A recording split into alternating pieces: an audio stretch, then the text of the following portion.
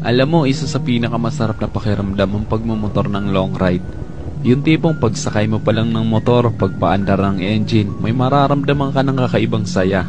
Dahil kapag nagmumotor ka sa mahabang biyahe, talagang nakakawala ng stress at ma-appreciate mo pa ang ganda ng mundo.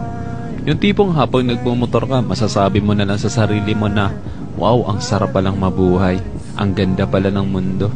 Lalo na kapag ang patakbo mo yung chill lang, yung ini-enjoy mo lang talaga ang moment. Madami kasi tayo kanya-kanyang problema sa buhay. Pero kapag nagmomotor ka na, makakalimutan mong problema mo.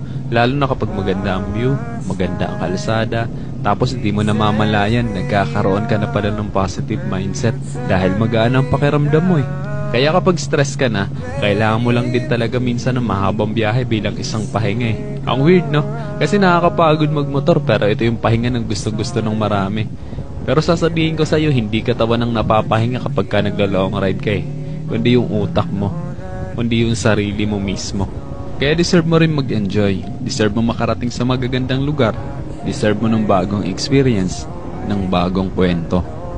Ang buhay ay isang mahabang biyahe. Madami kang pagdadaan ng iba't ibang uri ng kalsada. Malubak, mabuhangin, madulas.